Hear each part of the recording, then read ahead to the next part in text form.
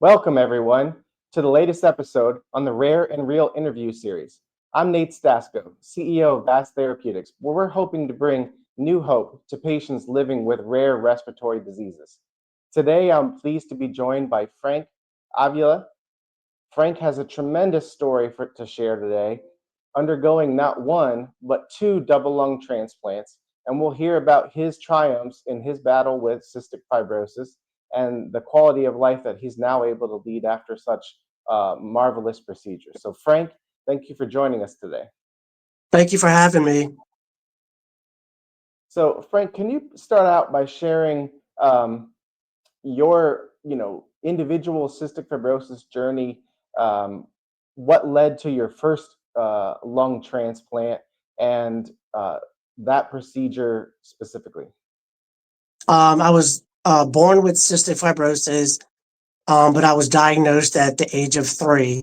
And pretty much as a child, I did really well growing up. I was able to go to school, participate in different sports, and annually I was able to just have a tune-up, which we went into the hospital for 2 weeks, got antibiotics, just preventive care, so that we can make it through, so that I can make it through the school year. As time progressed, my lungs started feeling the effects of cystic fibrosis, which required me to do nebulizer treatments, CPT, to try to get rid of all the mucus that was just growing inside of them and causing infections and causing, havoc and chaos. So over time, the hospitalizations became more frequent, and I was going twice a year, Oh, and to get the treatment that I needed. And then eventually, my lungs just had gotten, so much damage from the repeated infections and my lung function had dropped significantly. That the doctor started talking to me and my family about a transplant. That in the future I would definitely need one. gotcha. So you would attribute that your repeated sequence of infections and hospitalizations to get rid of those infections was really the main driver of the first transplant. Yes, it was definitely it was definitely the reason why I needed the first transplant. And there's a really common measure for cystic fibrosis patients. Uh, they frequently measure their lung function. So, from a lung function and a quality of life perspective, before you had that first transplant, how low had that number gotten for you? I honestly don't know what the actual number was, but usually around 22% is when they start talking to you about needing a possible transplant. And to be honest with you, I was able to still do everything I needed to do on a daily basis. I actually started school at the university and I was attending classes, but I was definitely more tired more frequently, needing more rest. And it wasn't it wasn't until that I was closer to the transplant that I really started feeling the effects of it, requiring oxygen. And then over time, I was needing more oxygen, up to 6 liters, 24 hours and 7 days a week. Wow, that's a tremendous care burden. And so you underwent the first lung transplant, and then talk about your quality of life coming out of that, and what you were able to do that you weren't able to do before. Well, the first thing I want to do is give all the glory to God for allowing me the opportunity, and my organ donor hero for giving me the chance for a new life. It was night and day. Before transplant, I had to figure out what was the easiest and quickest way for me to get from point A to point B in the shortest amount of distance. And everything that I did, I had to figure out a plan. How can I get there without getting winded, without being out of breath, and still be able to do the things that I need to do?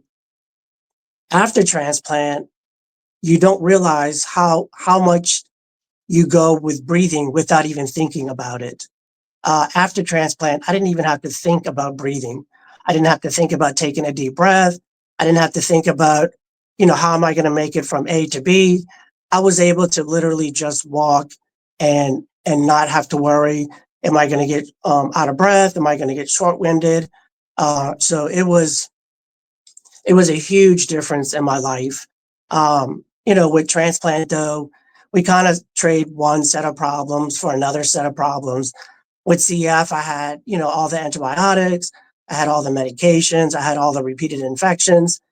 And after transplant, I did have rejection for the first year, and it did take a hit on my lungs, but also due to the immunosuppression medication, it hit my kidneys really hard. Mm. I had my first transplant September 18 of 95. And unfortunately, 4 years later, I was needing a kidney transplant because the medication had damaged my kidneys so badly. Um, Man, that is truly a story of perseverance. Um, so you're living a quality of life. I do want to make sure we pause and recognize that everyone out there that contributes to organ donation, you're actually saving lives, and so it's a Yeah, very important um, you know piece of humanity for us to consider as yeah, we walk this life. And second, then you're living basically with pristine new lungs. You mentioned the transplant, and then um, if you fast forward in life, you became sort of an avid cyclist. I understand, and yes. and then what led up to the exact reasoning why you needed to undergo the second transplant. Um, my first lung transplant lasted 27 years. I Wow. was doing really, really great. And just over time from the infections and Pseudomonas was also in my lungs. And from the repeated infections, it just caused damage, over time. I was diagnosed with bronchiolitis obliterans syndrome, BOSS. And once you get BOSS, it just seems to take its effect. It can be a quick process or it can be a slow process. So over time, my lung function would slowly decrease, and then it would level out, and I could go years at the same level, and then once again, I would have another exacerbation, and then it would drop again, and then go more time at that level until the point where I've met the goal or the criteria that would require me to have a second transplant. I was told a few years, over time that, hey, you're probably going to need another one. But I was okay with just having the first one. I was okay with everything that I have been able to do. I was given a second chance at life, and I accomplished a lot of things that, I never would have been able to without the transplant. So I wasn't really keen on repeating it, but luckily I met my wife at my fiance at the time, and that changed every aspect of me pursuing the second transplant. A little insight on my wife is that we both have lung disease. I have cystic fibrosis, and she has PCD and alpha one. So we had to talk to our doctors and get permission to be able to meet each other. We both grew the Well, and let same me bug. let me pause you and just say yes, because it's rare that two CF patients could be in the same Right. room. It's not as widely known outside of the cystic fibrosis community, but for our audience, the chance of infection and transmitting pathogens is so great that they're compromising each other if they're in the same room. So it's understandable why you wanted to check whether Yes. it could be compatible. And so you said she had both alpha 1 antitrypsin Yes. and primary ciliary dyskinesia. Yes. Right. Those are also rare diseases. Uh, Great things to discuss here on Rare and Real. And primary ciliary dyskinesia, even more rare than cystic fibrosis in the US. So Yeah. you two are two peas in the pod, but Yeah. it's amazing. It's amazing that you found each other, and so she became the inspiration for the second lung transplant. Is that how I Oh, understand? she was the inspiration. there was a completely different outlook on life.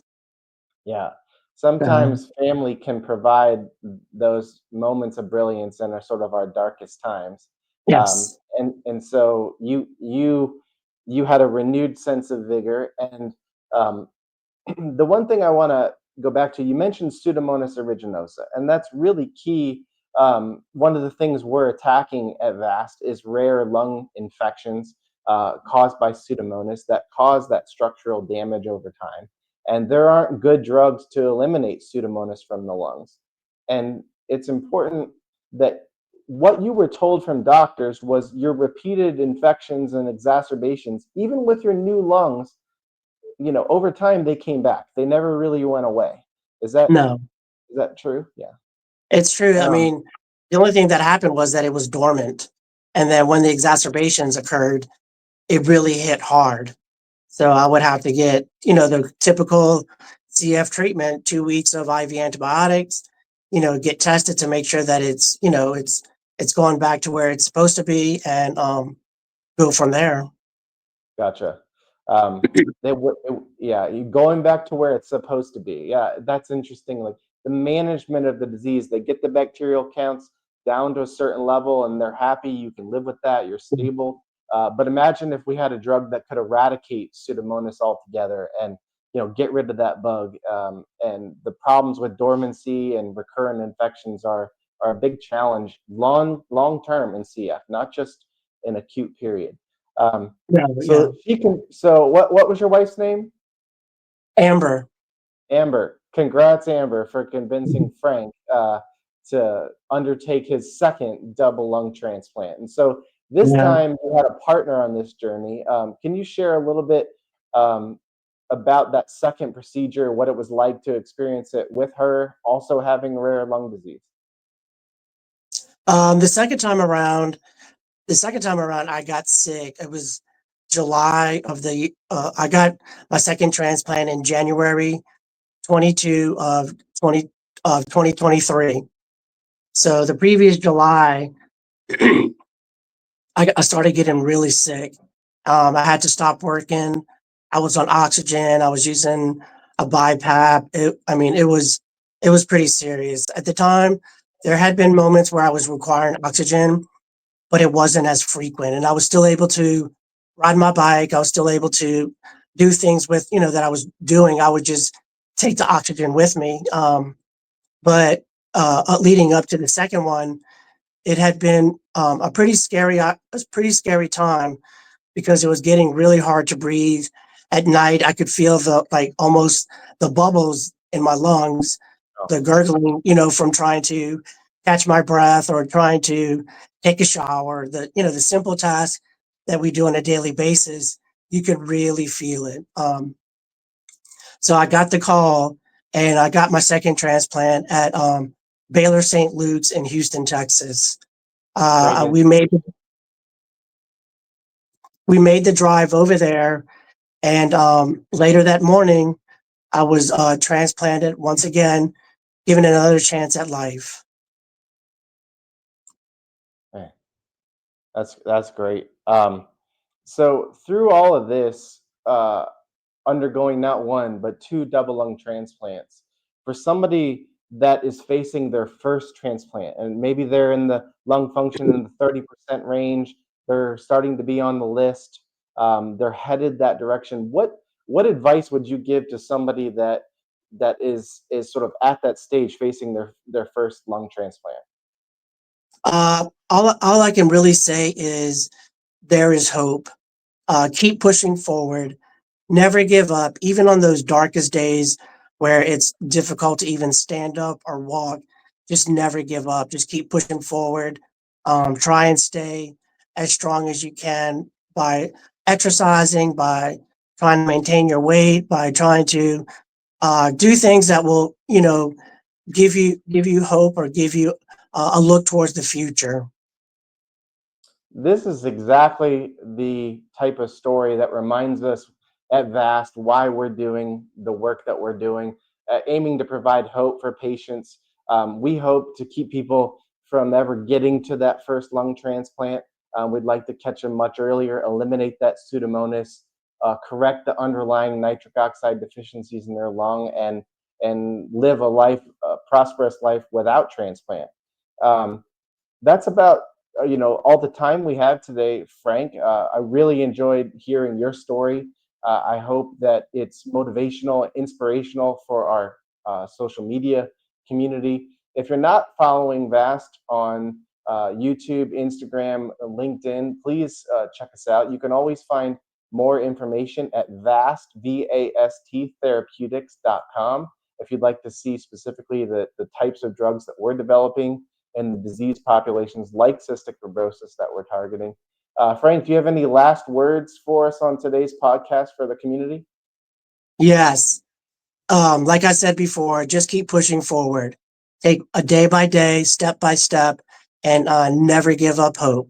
There's a lot of new medications out there, and it would be great for VATS to be able to come up with something to help us get rid of the pseudomonas that all CFers and a lot of others with lung disease fight on a daily occasion. And so there's a lot down the road.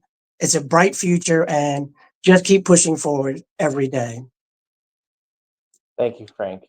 Well, that's going to conclude it today. Thank you for tuning in. We hope to see you next time on the Rare and Real interview series.